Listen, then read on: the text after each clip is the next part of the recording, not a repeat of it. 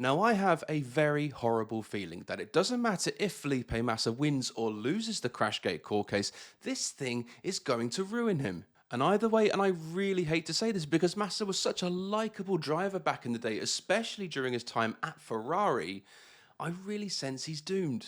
And this whole thing is a shame because I really think he's been led astray and talked into something that he's now too deep in to quit. So settle in, pour yourself a drink, and let's do a very quick recap as to what caused this whole thing in the first place. Now, once upon a time in 2008 at the Singapore Grand Prix, actually the first night race that happened, Nelson Piquet Jr. deliberately crashed under instruction as part of the Crashgate scandal. The crash triggered a safety car, which of course benefited his teammate Fernando Alonso, whilst the pit error cost Massa much time and much needed points. And this of course is critical because Massa lost the 2008 World Championship by 1 point to Lewis Hamilton. And Massa's claim is that the interference and subsequent cover-up cost Massa that World Championship. Bernie Ecclestone gave an interview suggesting that he and Max Mosley knew of the deliberate crash but didn't act to protect the sport. Where have we heard that before? And once all of this came out, this therefore was the trigger for Felipe Massa's legal case. So what is Massa hoping to gain from this? Well, he's seeking around $80 million from Formula One, the FIA, and of course Bernie Ecclestone. And this estimate is based on things like loss of earnings, sponsorship, and all those other lovely things that you get bestowed upon you when you are, of course, a world champion. Now, to be clear, he's not looking to officially rewrite the history books and be crowned the 2008 world champion. That sort of thing doesn't seem to be on the table. But if he did win the court case, it would certainly give him that title in the eyes of the fans, particularly in Brazil. So overall, money and validation is what he's after. And this is where it starts to get extremely messy for reasons which I'll get into shortly. Now, the whole Massa 2008 Crashgate lawsuit thing is a very odd thing because it's something that over the last few years rears its head and then kind of disappears for a while. And it comes back and goes away and so on and so on. But now it looks like a result may be on the horizon. So right now, of course, it's very clearly Team Massa versus Formula One, the FIA. But who's to say that others won't be dragged into this whole thing as well, such as Flavio Briatore, Renault, Alonso, who knows who could come in. So with that in mind, in the eyes of Team Felipe, Massa and his legal team, they have a solid case. Because clearly there's been manipulation, interference, tomfoolery, lies, generally the whole caboodle. And considering the financial penalty that drivers get nowadays for saying something like a naughty word on the air, on the radio, the fine they get, extrapolate that figure, and it's quite an interesting claim. Now on Team everybody else, their claim is fairly cut and dried, so much so that there has been no claim at all to try and settle this sort of thing out of court. They are that certain that they are going to win. And firstly, their argument is statute barred, which means that the case has exceeded the amount of time of which you can make a claim. Basically, what this means is too much time has passed since the crime was committed. And secondly, they claim that Massa and Ferrari's own errors during the race, such as the botched pit stop and also the season on the whole, is what's really to blame for costing Massa the 2008 title. And what we've seen kind of ever since from Ferrari with their general incompetence, that kind of makes sense. And thirdly, in their eyes, the whole case is ridiculous. Too much time has passed and you simply just can't go back and start reopening history books and all that sort of thing. There's far too many variables and yeah, it's nonsense. But interestingly, Lewis Hamilton, who isn't a defendant, was caught up in this whole thing after he appeared to have won the title fairly and squarely. I mean, who knows? Timo Glock may be called up to the stand. Now, you would think surely if Massa wins, for him, it's happy days. He can go home with all his money and know that in his conscience, he is the real 2008 world champion. Truth and reason has prevailed against the evil Formula One and FIA. Well, that unfortunately is wishful thinking because I sense that even if he did win the case,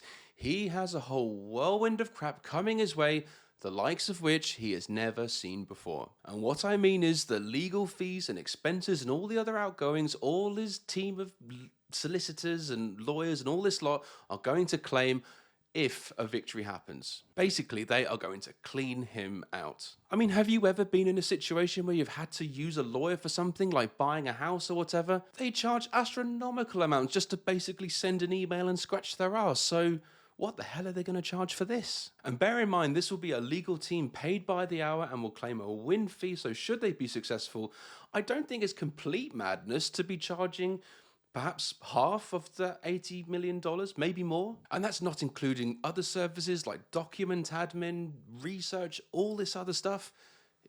He's going to go home penniless. And also, who's to say that if he does win, Ferrari or any of Massa's sponsors or partners or his personal team agents or whatever at the time, who knows that if they're going to come in and want a slice of that, backtrack it and everything. And also, let's not forget the taxman, because they're going to want to take their little piece of the pie too. Honestly, it's going to be like a guy trying to eat his fish and chips while a flock of starving seagulls are flying around. He could end up with so little by the end of this, considering the size and publicity of this whole thing. And let's not forget as well the time lost pursuing this whole thing. The mental toll, the energy, the overall distraction this whole case has caused, where he could have been doing something else, something more constructive, something more happier. And plus, I don't think there's going to be a huge queue of people lining up to work with him after this. They're not going to be queued around the block. So whilst he might get a book and maybe a few podcast episodes out of this whole thing, the stain on his general character and reputation, I'm worried could be permanent. And of course, he's probably going to be blackballed by Formula One and the FIA. Even if he wins or loses, you will probably never see him at a Grand Prix ever again. And that also might include Ferrari, who, due to their current commitments and owners and sponsors, they just don't want to be associated with this whole thing. And interestingly, he's claiming a loss of earnings from, 2008 up until now. But has he thought about from 2025 onwards? Because, okay, ex-F1 driver and everything, he probably has a few quid in the bank, but those bills aren't going to pay themselves. And then you've got to think, what about his legacy? Because you could argue that once a driver retires from Formula One, it's actually their legacy and reputation which carries them through to potentially a new career, a new stage in their life. And this is just it. Win or lose, Massa is going to have a slightly odd reputation after this whole thing. And that is really a shame, because instead of being remembered as that great driver who was very nearly champion and the charm and sympathy that goes with that, this whole thing might overshadow that whole reputation, making him as Massa, that guy who sued Formula One. And by the way, if Massa loses the case, then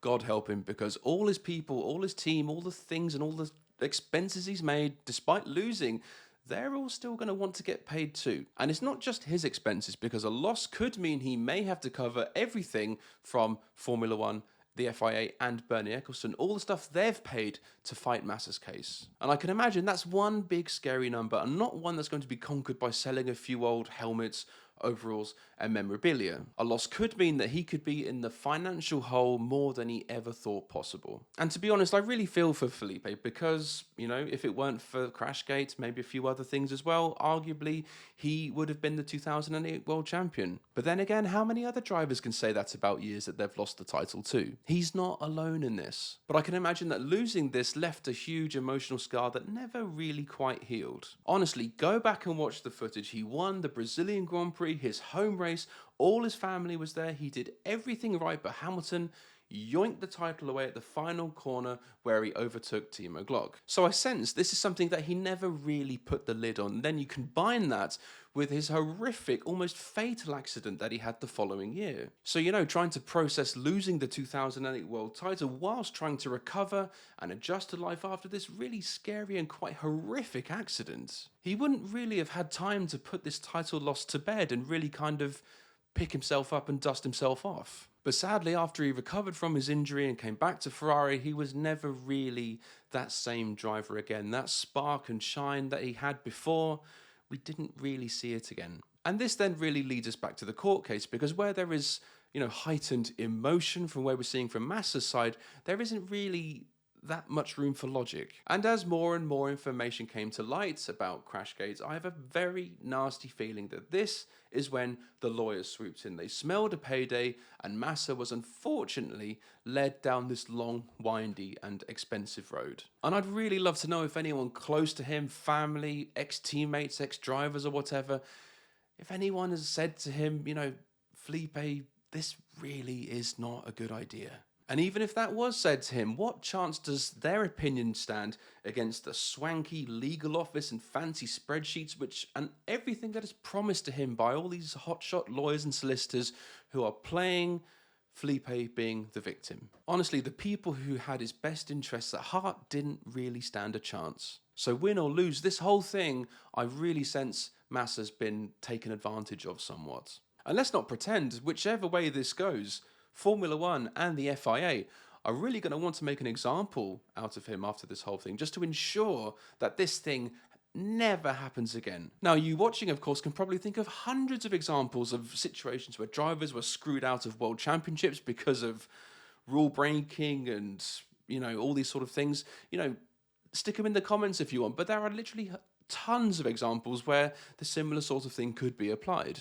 How many other drivers feel cheated out of money, world championships, wins and titles, and who would love to reopen the history book just the same as Massa is trying to now? And F1, I can guarantee, and especially their new owners, Liberty Media, are going to want this whole thing dead and buried in the ground, lined with concrete, as quick as possible. Because in Liberty Media's mind, all of this is just a hangover from a previous time when the tenets of Formula One were causing havoc in the whole thing. And all this going on doesn't fit their plans for a cushioned, fluffy, lovely version of Formula One, which also resembles an episode of Peppa Pig. I mean, let's face it, it's an enormous gamble where literally everything he has is at risk. His finances, his reputation, his assets, everything is on the table. And you know what? Fair play, okay, he's fighting for justice and doing what's right and everything, but what's the cost of that? Is it not better just to let sleeping dogs lie? And sadly, this leads us to right now